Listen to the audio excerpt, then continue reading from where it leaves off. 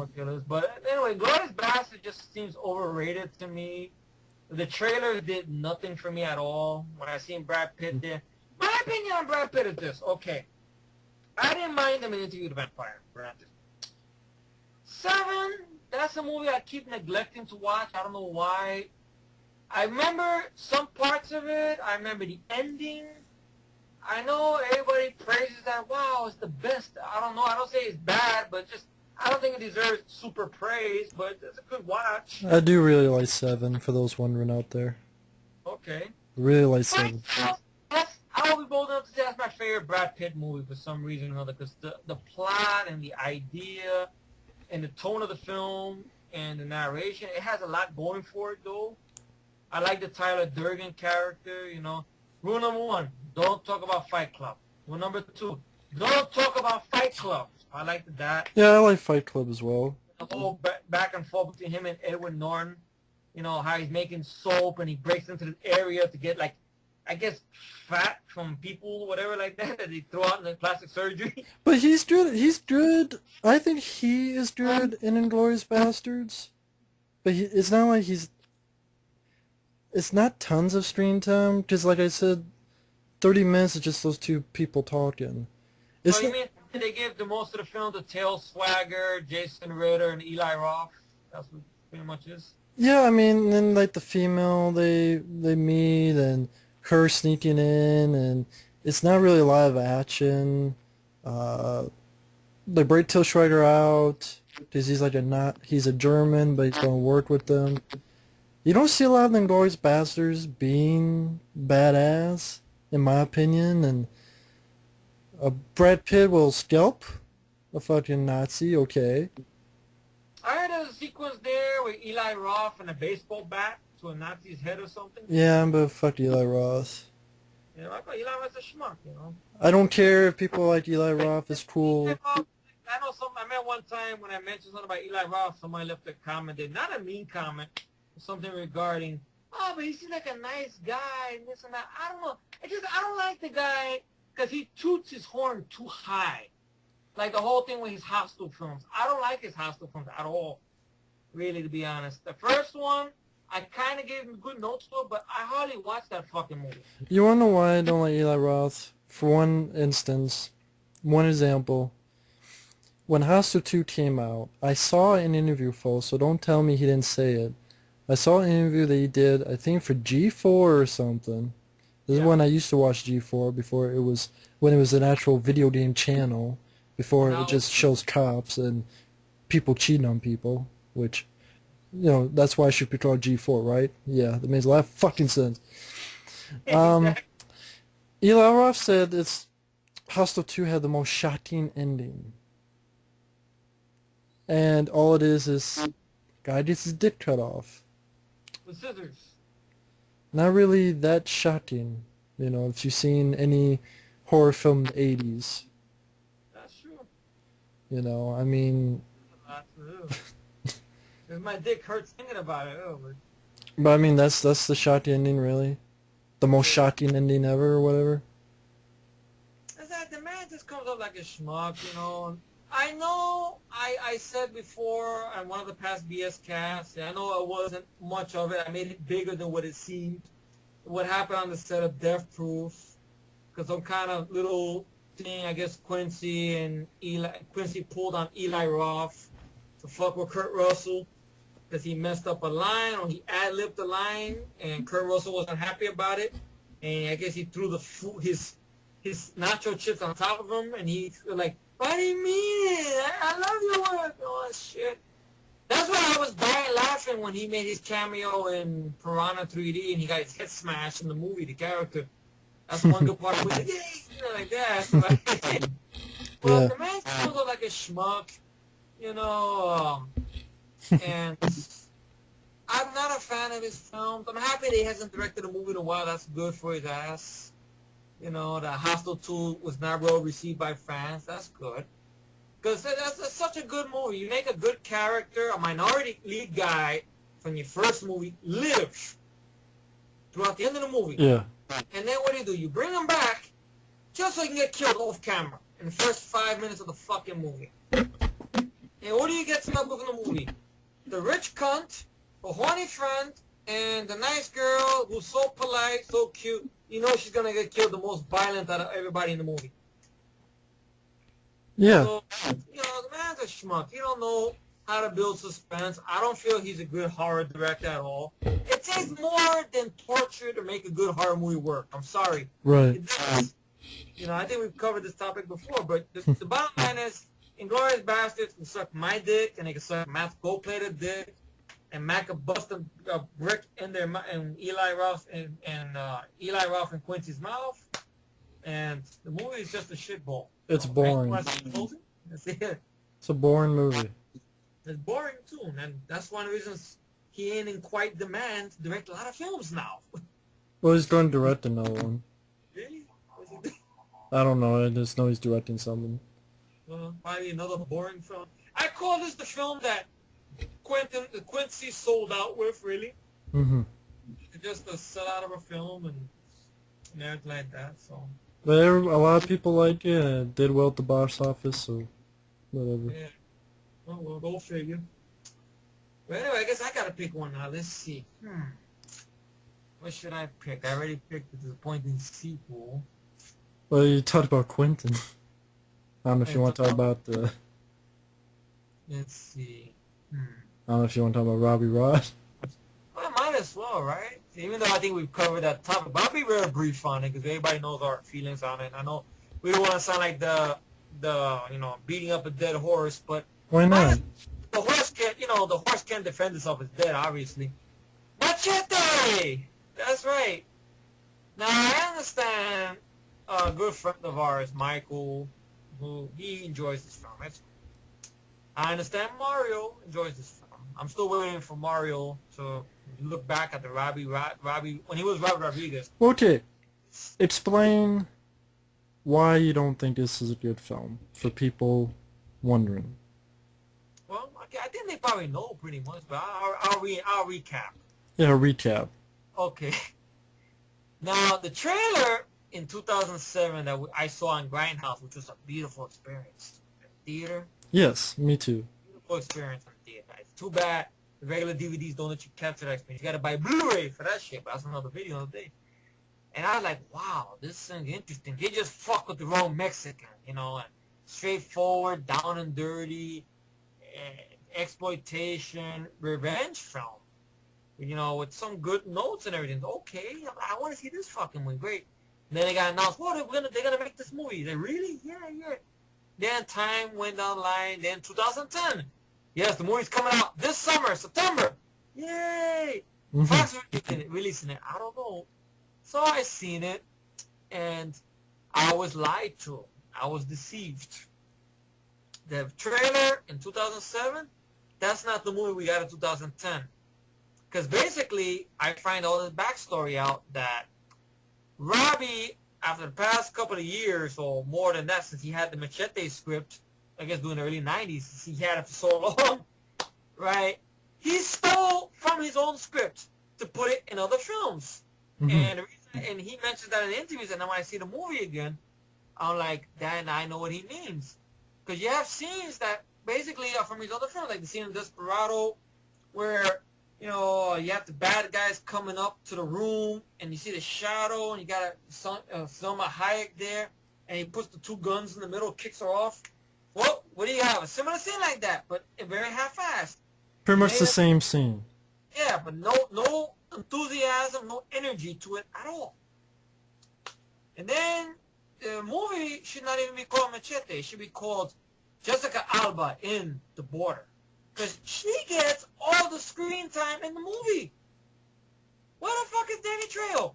He shows up in the beginning of the film. He's a federale. He has a little action sequence there. He rescues a naked woman.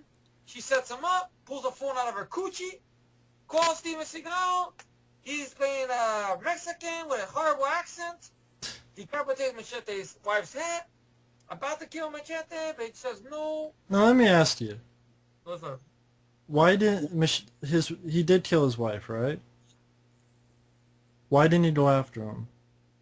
Good fucking question. Because when we see him next, he's in Texas waiting for a car to pick him up for work. eating a burrito. And then you have this whole subplot going on with these fucking this underground movement led by Michelle Rodriguez, who played She, S-H-E, She.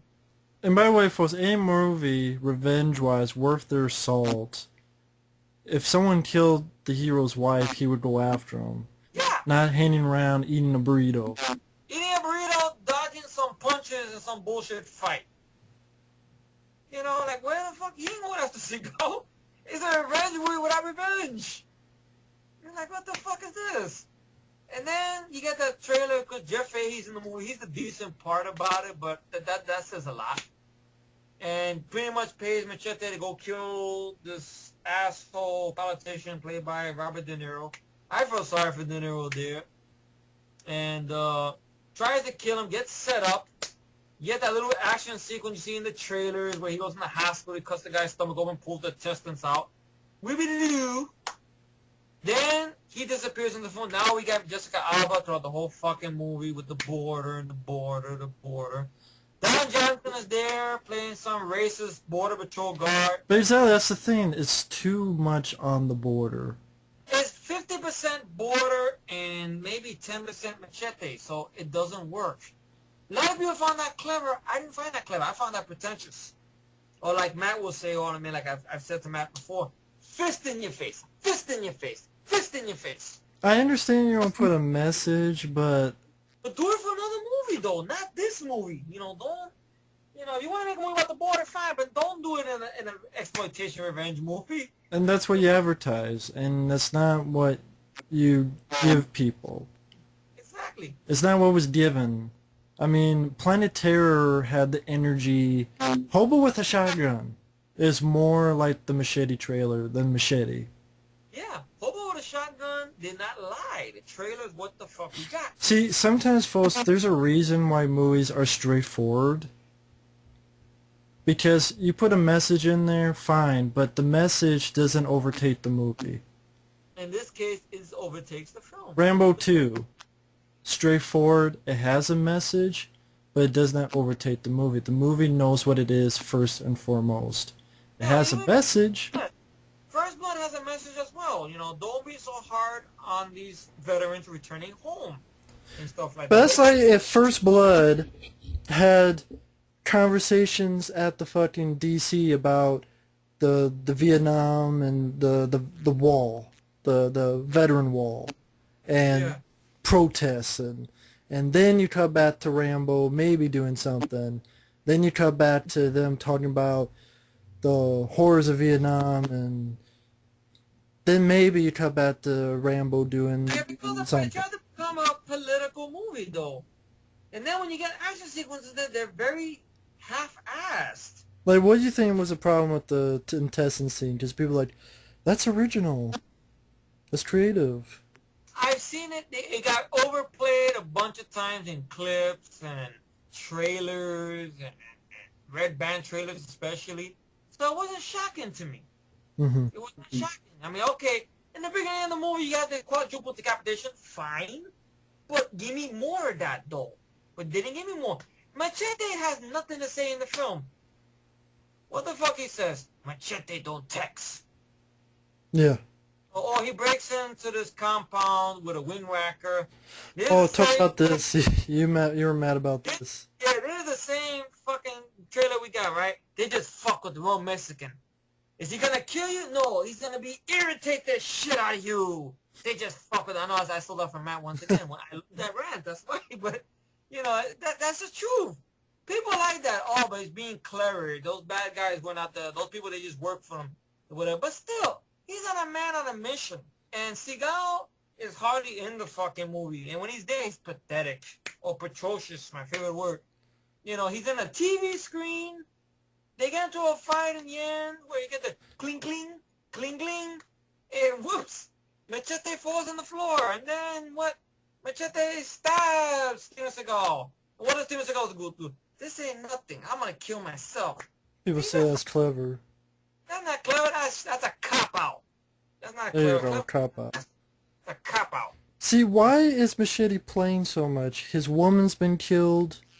He's been shot, framed, almost died. His wife's dead, and And he's yet hardly in the movie. That's what's sad about it. he's playing. And when he is, he's playing around with Jessica Alba playing on the Wii. You were Then mentioning that. you got Michelle Rodriguez's character.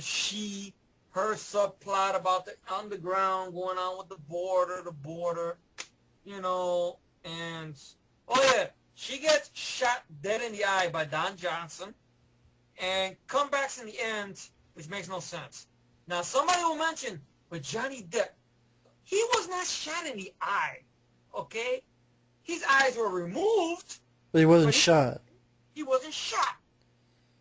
I liked that sequence. That was clever now. Him being blind, listening. And But they redid it, only in a half-ass way for this movie. very bad way with a one eye patch.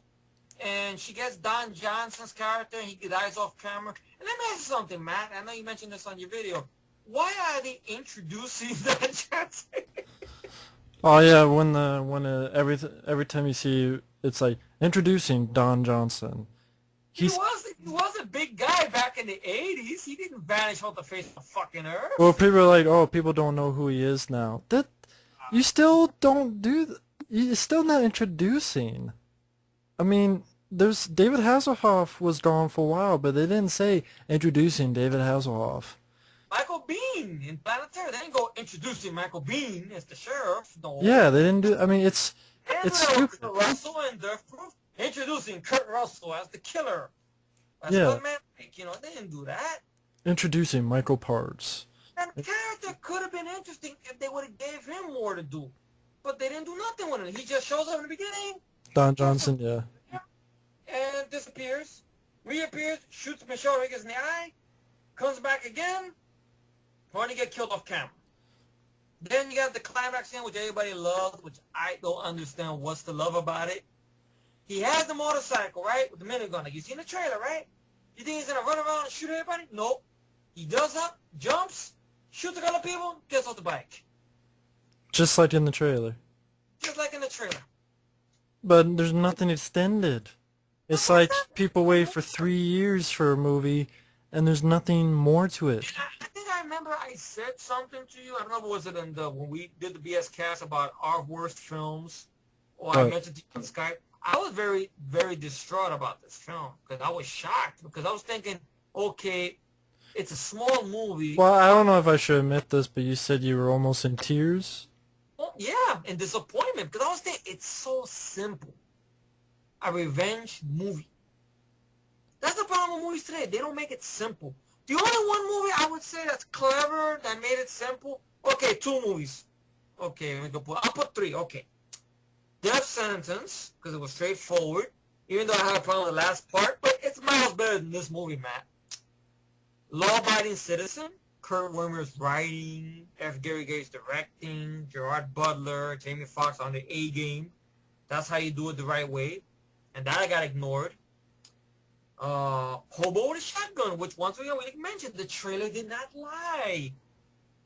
You know, those movies got it right and stuff, but everything else today, like you got this one and that movie with the fucking Rock, you know. Faster, you know. It's like, we got to make it be clever and smart. You know, we got to make it a redemption story. We got to make it political. Leave that shit for another fucking movie, okay? Don't mesh those shits together. They don't go well together. Okay? It's like rice and peanut butter. It's gross to think about them together. It don't work. I think you can mix them. Is just know what's first, and the first thing is Balance it out the right way. If you know, you like Rambo films, that's a good example, like you mentioned. if you're seeing an action movie, the action should be first. Yeah. You can have a message, you can have emotion, but the action better be first. Otherwise, I mean, that's why people go to see the movie. For action films. Especially when you advertise it that way. The thing with Machete for me, or as I call it, Machete, deserves it. is A, you bring a bunch of cast members that have nothing to do. Don Johnson has nothing to do. Robert De Niro has nothing to do. Jet Fahey is good, but really, he has nothing to do, but... Marin as well, which is sad. He seemed funny when he was there, but he had not that much screen time. Yeah. Because it seemed like everybody that you brought in were taking the back seat for this border thing. Yeah, But I Jessica think Alba. he threw that shit in there because he heard what was going on or whatever, California. and whatever the stuff that was happening in Arizona or whatever. Yeah. And he wanted to put it in there. It's like, all right, maybe it'd be clever, and it wasn't clever. At least To to me, us. to us. I know everybody else was blown away. Wow, that's clever. And I guess that's what Robbie and what Quincy did. They figured, well, we've been doing this for a long time, Quentin. You know, maybe we should sell out. You know, like do the movie the critics want. That's what Machete and what Inglourious shitheads are. Movies for the critics and the highbrow audience. They're not movies for me and you, Matt. Which is sad. 'Cause I was thinking, damn, I thought Quentin Tarantino and Rodriguez were our director. Like, yeah, this is the movie. Here's like us making a movie. Like, all right, that's them, you know. Like, you think about it. There's a Spanish guy, there's a white guy. Me and you, right? So that's us. Right.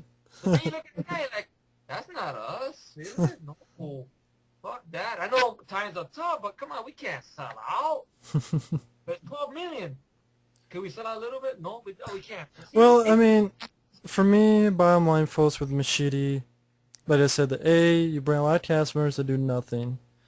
B, your lead is uninteresting, and to be honest, after this, I try not to give two shits about Danny Trejo. I thought he was insanely poor in the lead. I don't know if it was just he was given nothing to do, or what, but Danny Trejo to me was insanely poor as an action lead. I don't know. Because also you hear all these things about how the Machete trailer that was in 2007, that was kind of a spoof because that was Danny Trejo's worst film. By the way, folks, Danny Trejo is the cousin of Robbie. That was one of the reasons why he ended up in a lot of Robbie's films. Help out the family, okay. Yeah. Look it out, what he's doing.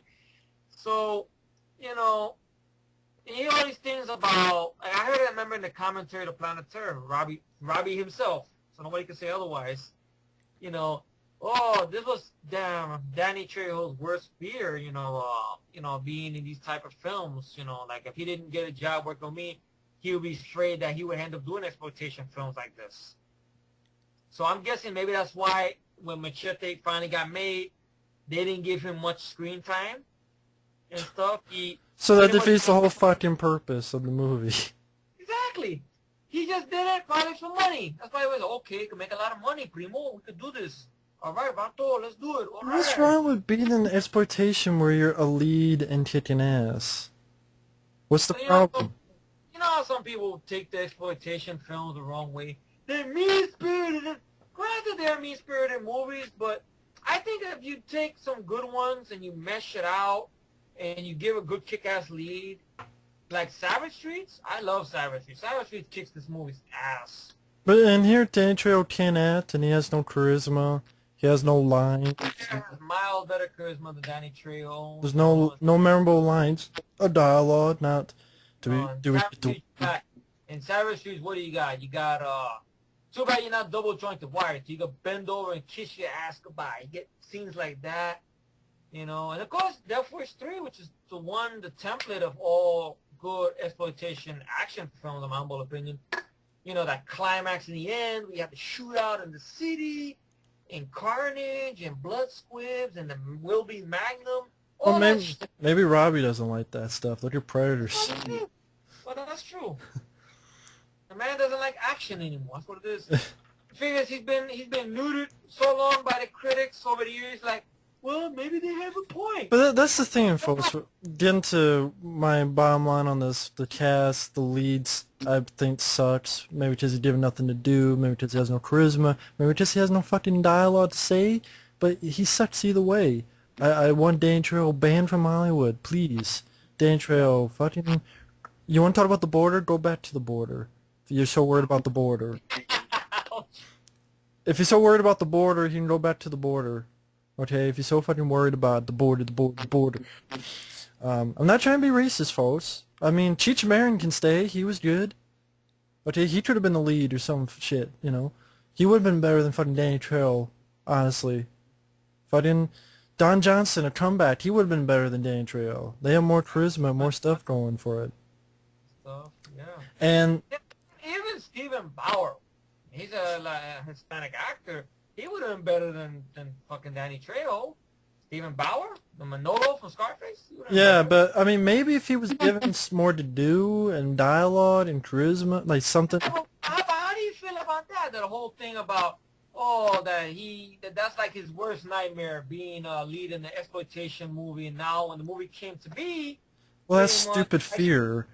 I think exactly. a thing of fear would be, to do gay porn. Be Nothing a big wrong with. I mean, and when I mean that, folks, I mean if you're not gay.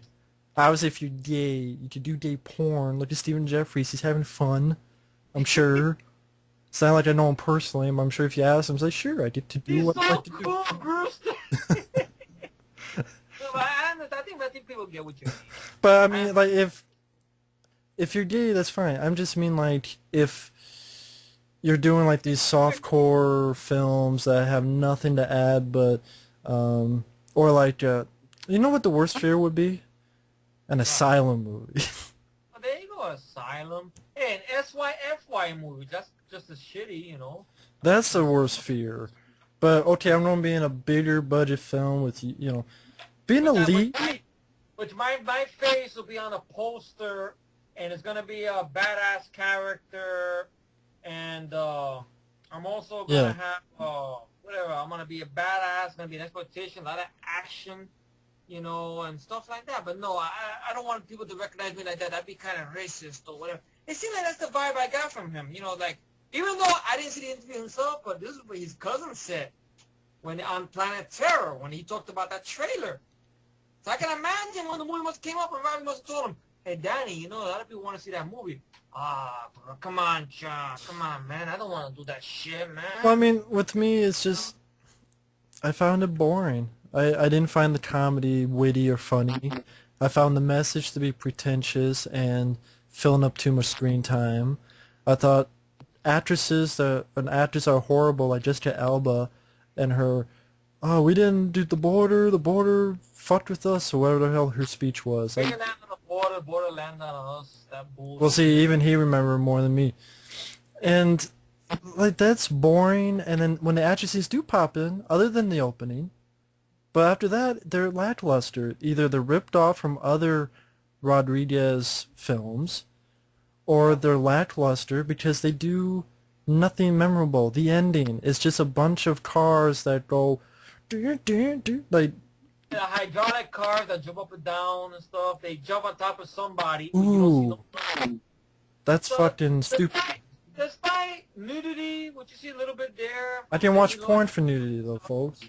That's true, yeah, especially Daily Motion. But but the movie has nothing to offer. I understand there's friends of ours that love the film. It's cool. I mean, if you guys love it, that's great. It's just art, little I indie. just know, like, the only reason I bring that up is just I know, like, I think Michael Keane, he's always respectful, but I think he was asking, I don't really understand why people don't like it, and now I didn't explain clear cut why I don't like it. It's boring, the action scenes are lackluster, the lead is shitty upon shit, The and story the is story very, lied. like Matt was saying. The trailer lied. You know, Stuff like that. It just, I mean, Mario.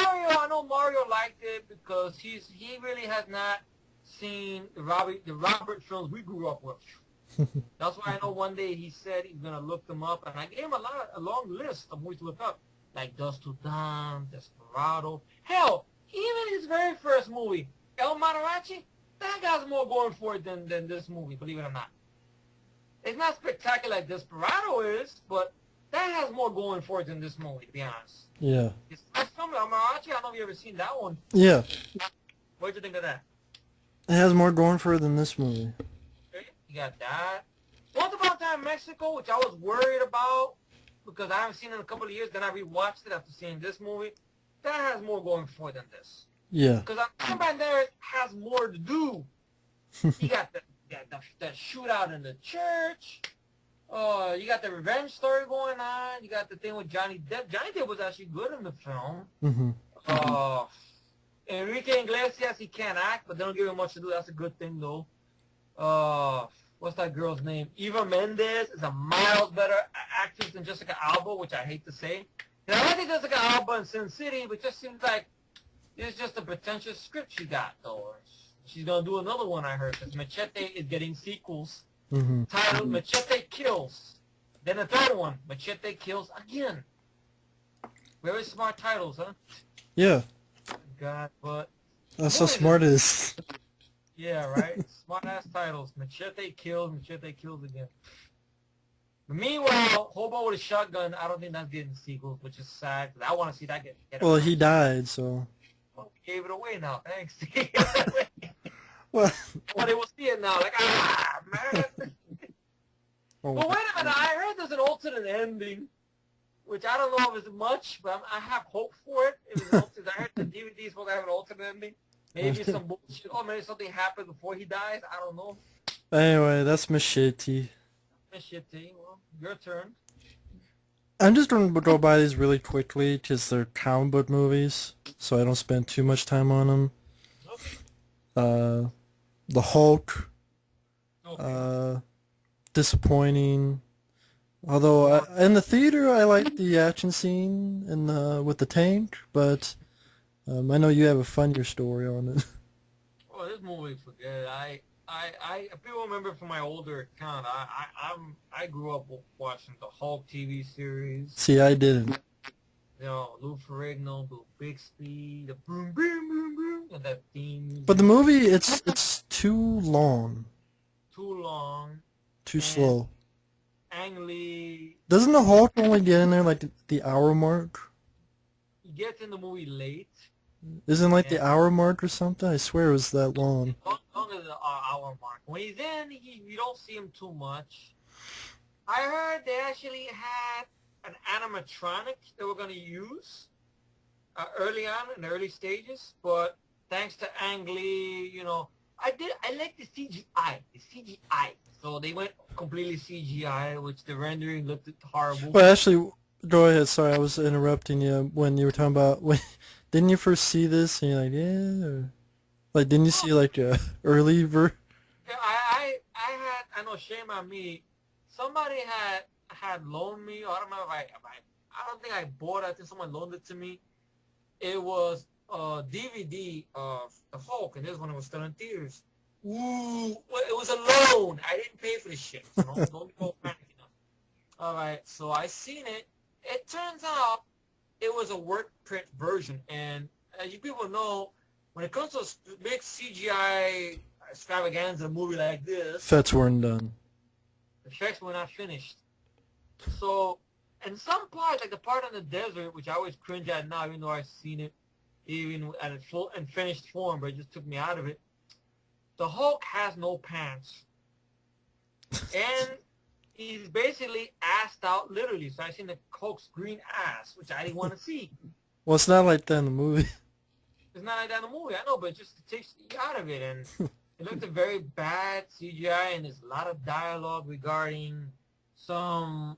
This is basically straying away from the source material, or at least they went for the source, but Ang Lee wanted to add more. Like somebody said, I think in a review, a Greek tragedy, which is, you don't need that for the Hulk. I thought the story was already tragedy enough. The man was, at least from what I remember on the show, I didn't follow comics, granted, shame on me, right? But a lot of people I found out followed the show more than the comics, so I'm not alone.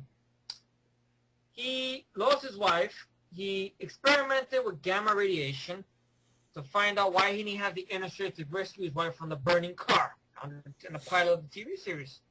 So he injects himself with gamma radiation. Too much. He is stuck with this thing, and of course the show goes on where people think that he's dead, and he has to make people think that way until he finds a cure. And it's a sad existence for the man because he's always on the run and stuff. That's a tragedy enough. But no, you get a whole shit with Ang Lee here about Banner's father, played by Nick Nolte, about how he was injecting Bruce at a young age with gamma radiation. Nick Nolte sucks in this movie.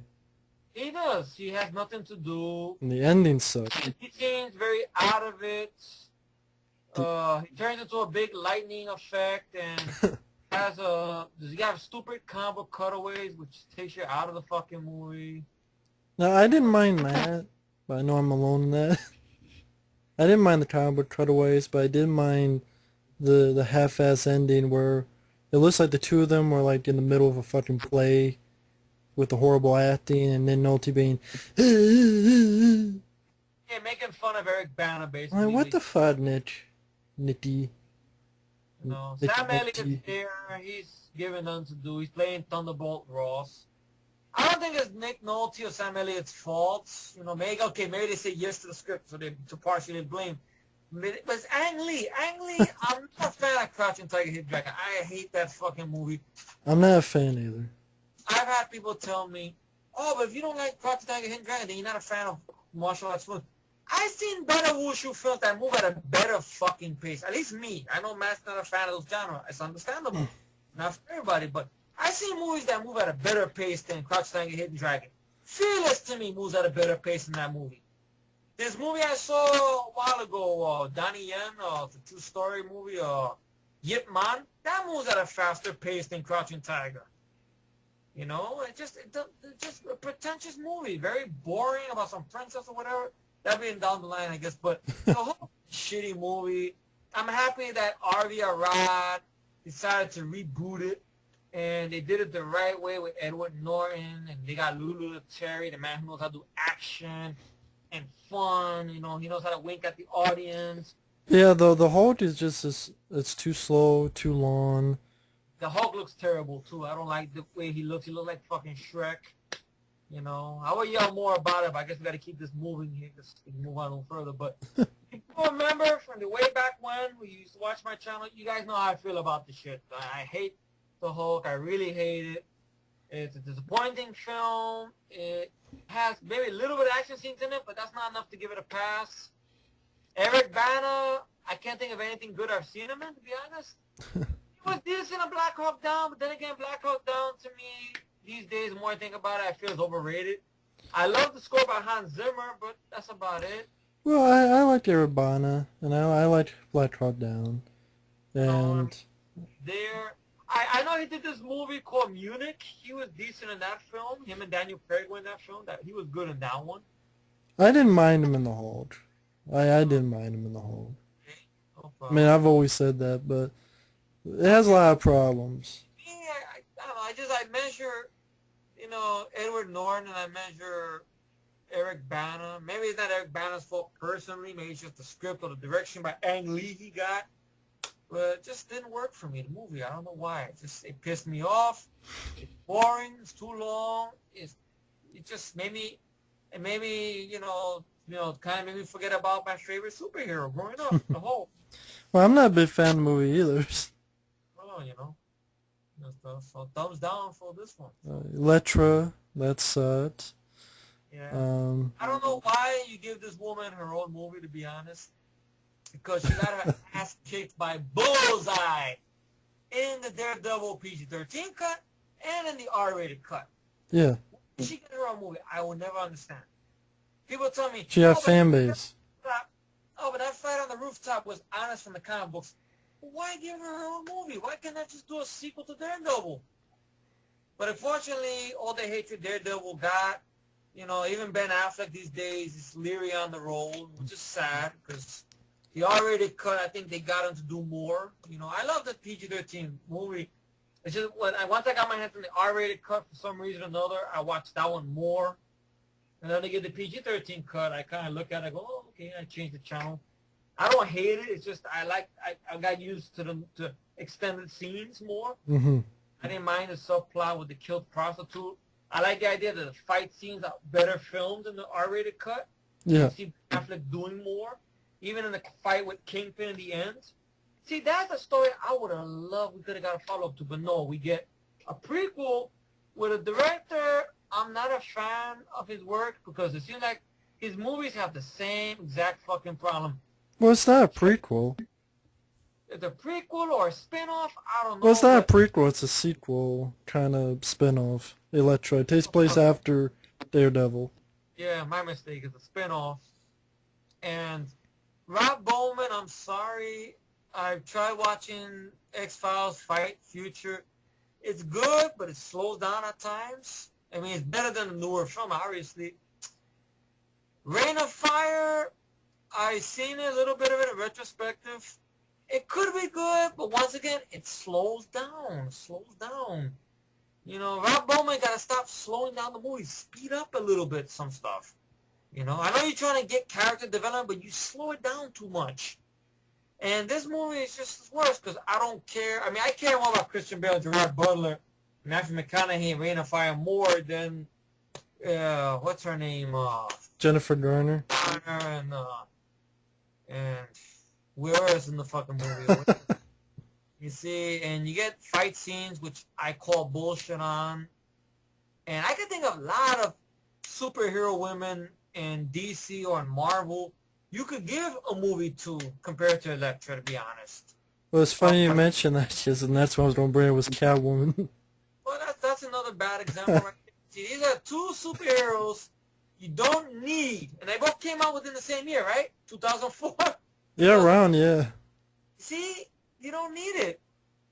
You know, I rather would have seen a better film of Supergirl or a Batgirl film based on Cassandra Cain, which I learned about recently thanks to Mike. Mike told me about the new Batgirl. Her story sounds interesting for a movie, you know, which is better than, I think, the Nolan's films. Double D Avenger. Well, that's Matt's favorite action film. No. No, you made a movie or the Double D Avenger. They did it already. Joe Bob talked about it. The remake. So many superhero women you could do. Hell, they got that clone of Wolverine, which is a good storyline. Laura X-23. That'll make a better fucking movie than Elektra, you know?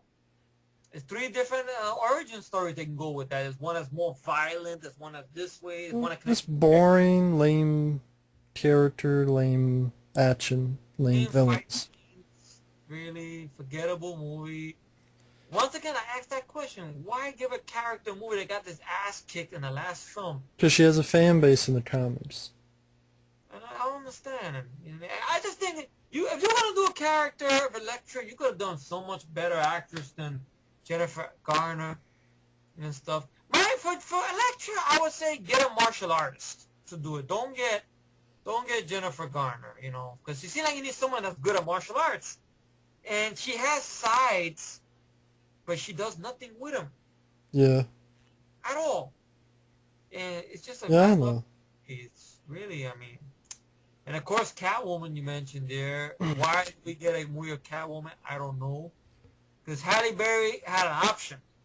She could have held out and waited for that James Bond spin-off character they were going to make a movie of called Jinx. Based on her character from Die Another Day. Mm-hmm.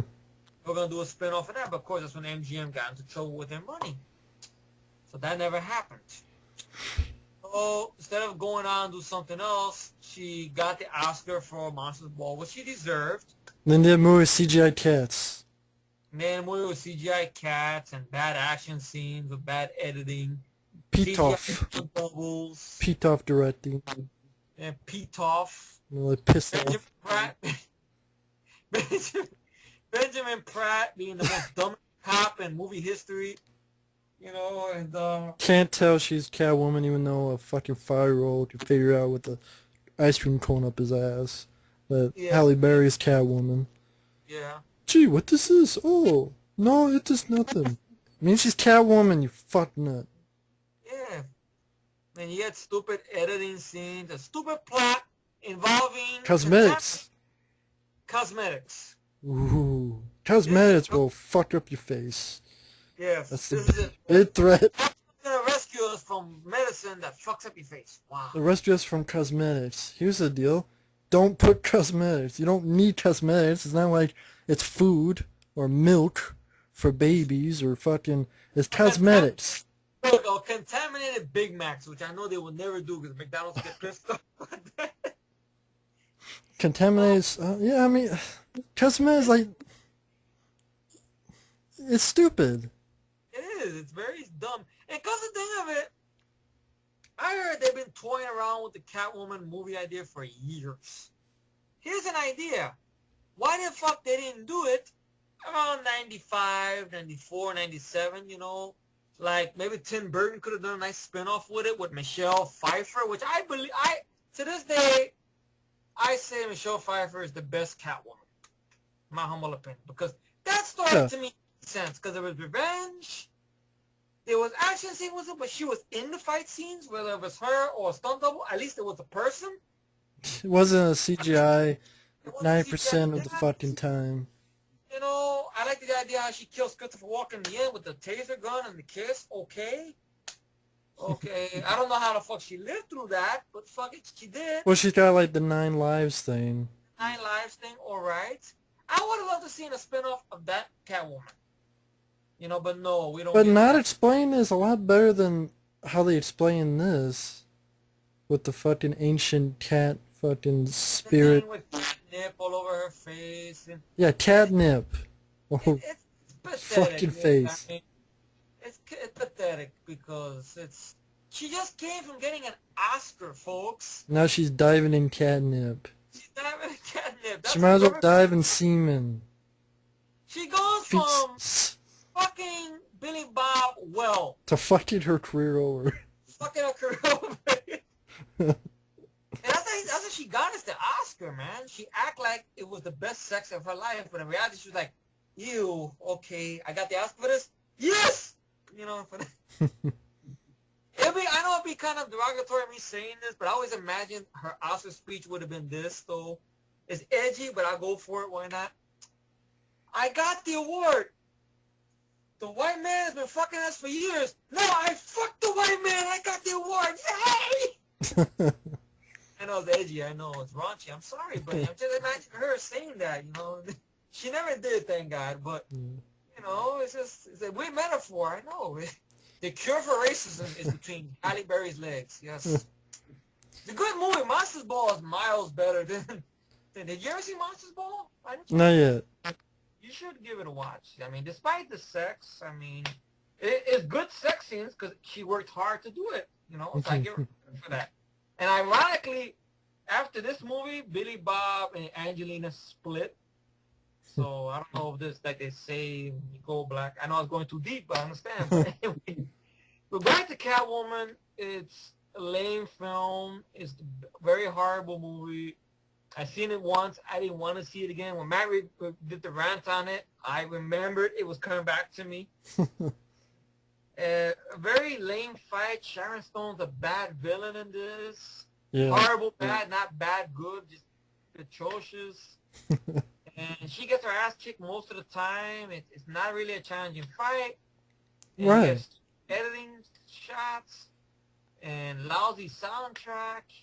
Alex Borstein from Mad TV's there, but she's just there for a fat friend comedic cameo, basically. Yeah. Alex Borstein, you want to see her do better stuff, look at Family Guy. She's the voice of Lois on Family Guy, of course. I mean, I'm thankful she got a career with Family Guy. That's good that she got that. Then you got Batman and Robin. Yes. Arnold playing an over-the-top hammy villain. George Clooney, horrible Batman, really. Even he admits it. Yeah, even he admits it, of course. Chris O'Donnell, like a Batman fella, I don't mind him that much. I think once he puts on the Robin costume, his credibility goes out the window, though. Only thing, Batman. I mean, because holy, like, you really got to throw that in there? Yeah. And stuff. But Batman Forever is not a good movie, but I could deal with it because I have some sentimental value to it because I saw that in the big screen with my brother. Yeah. It came out in the theater, so I have some good memories about it, though. But I think Tim Burton's first film is the best, in my humble opinion. Yeah. Nolan's Batman films, I don't know, to be honest, because I don't watch The Dark Knight that much because it's a long film. And even there, you know, Heath Ledger's probably the best thing in the movie, to be honest. Mm-hmm. Begins, moves at a faster pace, I gotta admit, but I don't know, I'll come saw with those movies. You know, but Batman and Robin is the worst of the worst. It's a toy commercial. Basically, Arnold is very hammy. Uma Thurman. Shit poor.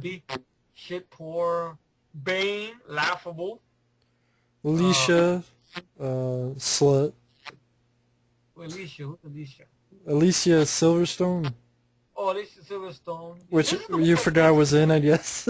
Yeah, she's Batgirl. Yes, There you go, there's back. and basically does Alicia. nothing at all. Does nothing at all. She shows up. She has this motorcycle chase or this race with some people, and Robin gets involved in it. Wibbity doo. Sup, Batman's dick. And that's about it.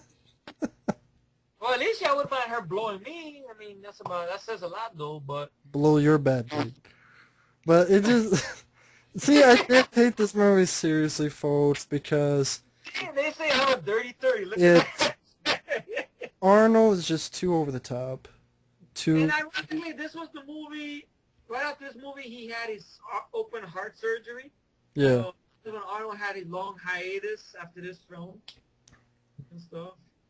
But you know, Batman and Robin's a lame film. It's the movie that put the nail on the Batman franchise for a long time. They hammered the coffin on it. Probably for the better though, because really, it had nothing going for it. Arnold was no good. Uma Thurman was no fucking good. Action scenes were no good. No good action sequences. Cheesy. Cheesy, in a bad way. Batman credit Added card. cheese. You know? Yeah, the Batman credit card. Batman credit card. The movie became one of those commercial garbage films, basically. It was designed The to sell 60s. marketing and cartoon Six Flags show. and video games and shit. Mixed with the 60s show. Mixed in with the 60s show, basically. I think that's what George Clooney was trying to go for. He was trying to play Adam West. I like the fact that George Clooney admits it now. At least he goes, well, I was in the wrong place, wrong time, pretty much. I mean, that's what he probably would say. Well, what was I doing there? Yeah. You know, all these behind-the-scenes stuff about him and Chris O'Donnell not getting along off camera or whatever and stuff. And I don't know. The movie is just lackluster. I don't want it near my collection. No. I know there's some friends of ours, like I know there's a good friend of ours on here, a movie guru, Joe. He don't mind it that much. It's understandable. Some people like it as a guilty pleasure. Okay. But me, Matt, I could speak for Matt. I mean, Yeah. I don't care for this film, to be honest. No. Just a 2-disc. They got a 2-disc, which I think it doesn't deserve at all. Really, it doesn't. Turtles gets nothing. Visit in action films, Chuck Norris movies, they made money. They get shit. And this None just 2-disc. No Wolf McQueen, nothing. And this gets just amazing. Let's see. I also got to briefly mention Superman 4, which I know Effrey doesn't mind too much. Because I've seen Superman Returns. That's why. But Superman 4 is just... It's so low budget, and it's so cheap.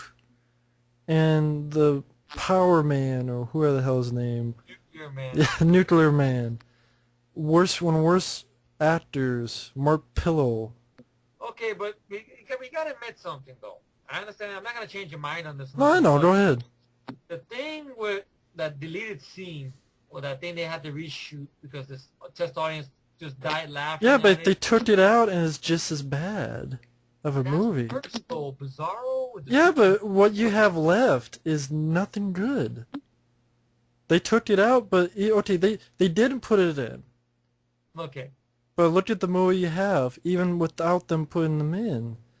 Cheap ass effects that look like they cost $1.25, maybe $1.50 with tax. Muriel Hemway could breathe in space too. Yeah, she can breathe in space.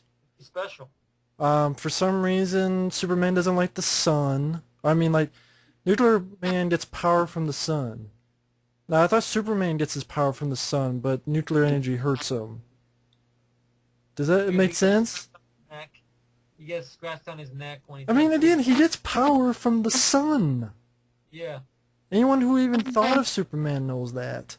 Well, the reason why I cannot yell about this film, granted, Matt makes some valid points there I cannot defend. You know, the whole thing with the canon group trying to upgrade away from the down and dirty action films.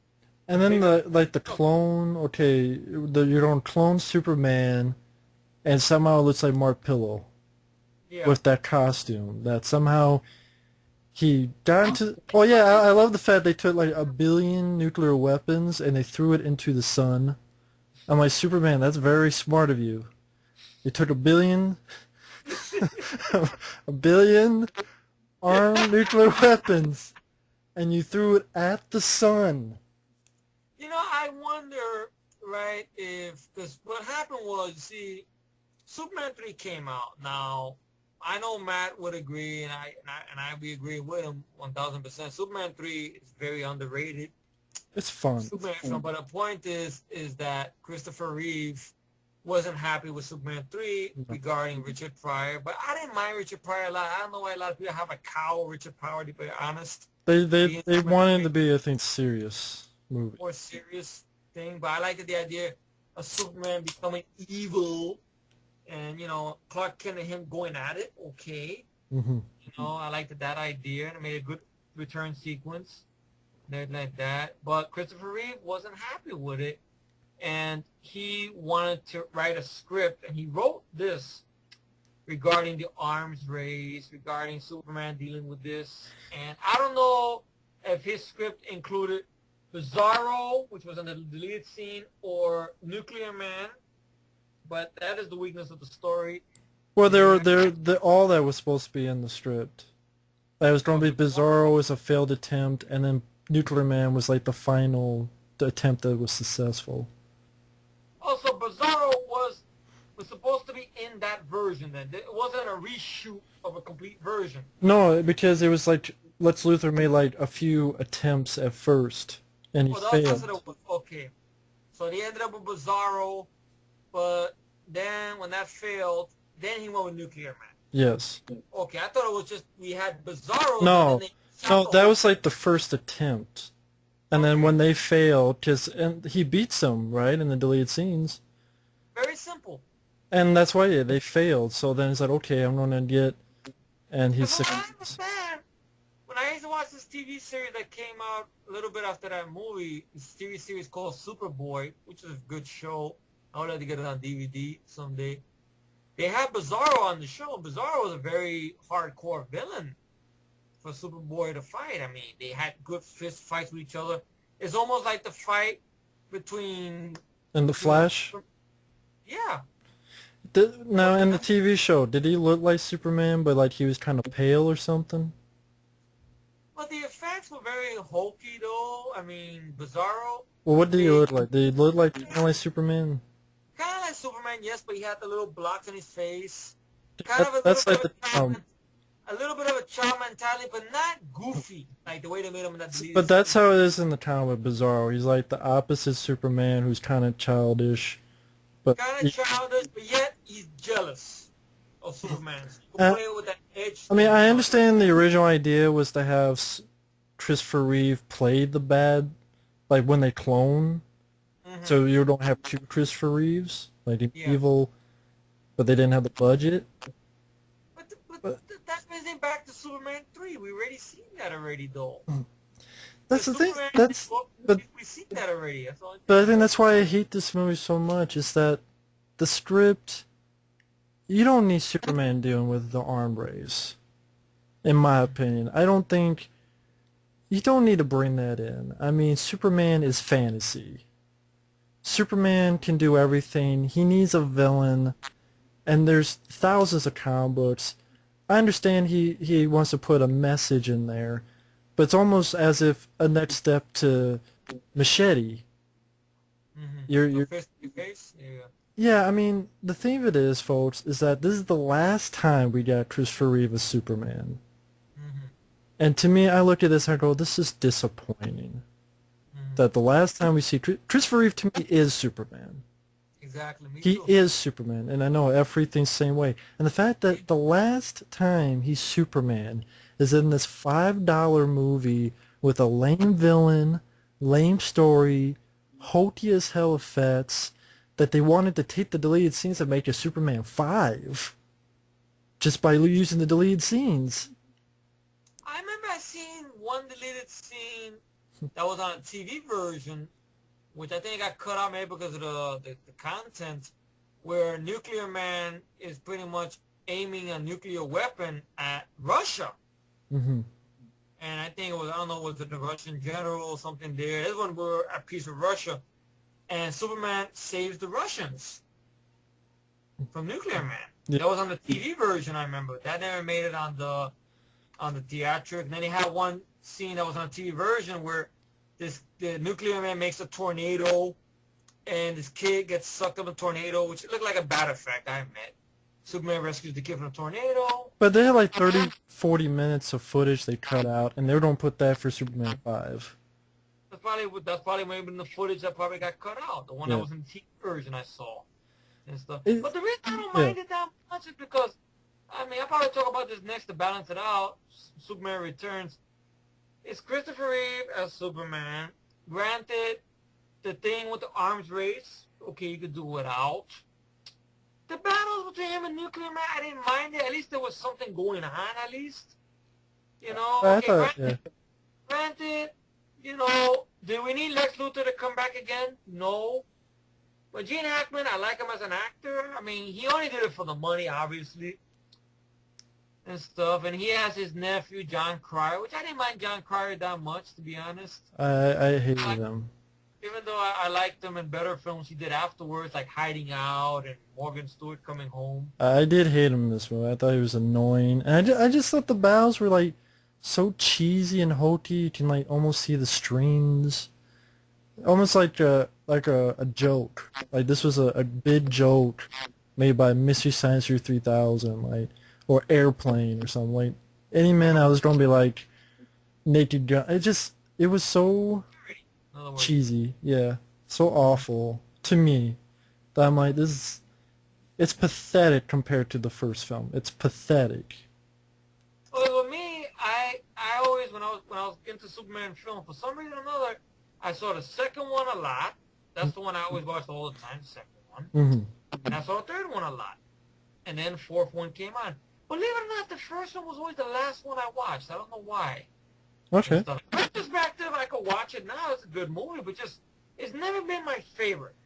You know, like the second one, it had more going for it. I liked the idea of Christopher Reeve's character not wanting the powers no more to give it up to be with Lois. Mm-hmm. And then he realizes the Kryptonian criminals come. You got beautiful done. You got that.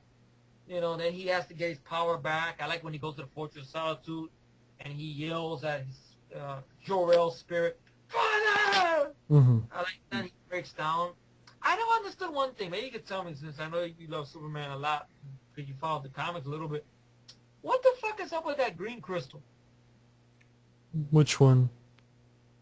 And any of the movies, what is up with the green crystal? Does he stick it up his butt or something, or does he put it on his jock shorts when he flies? What is up with the green crystal? The green crystal. The green. I'm trying to remember what you mean by green crystal. Like the kryptonite? No, it's a crystal I seen in the first film. Oh, that's the one that he uses to start the Fortress of Solitude. Like it has information. It's like their form of. It's like sort of like I don't know, maybe our version of a microchip. Okay. You know, it has all the information in there. The first film. Okay. Oh wait, another thing about Part 4. Sorry, why in the fuck did Superman have these powers that they made up in fucking middle of air, where he looks at the box and it just disappears, or he looks at the fucking Great Wall of China and it's built. It heals up. He rebuilds it. He doesn't have telepathic telekinetic powers. They just. Oh, yeah, like where Nuclear Man lifts up the people and he brings them back down. Yeah, I'm like, what the? Like something out of X-Men, like he's Jean Grey now. Yeah, now you point. Huh? Yeah, but hey, Sorry, I just making shit up now. Are you movie? Yeah, A power he never had before. Matt makes some valid points here. But I understand. I mean, I didn't mean to interrupt you. But I mean, he made some valid points here. Granted, what he said. But I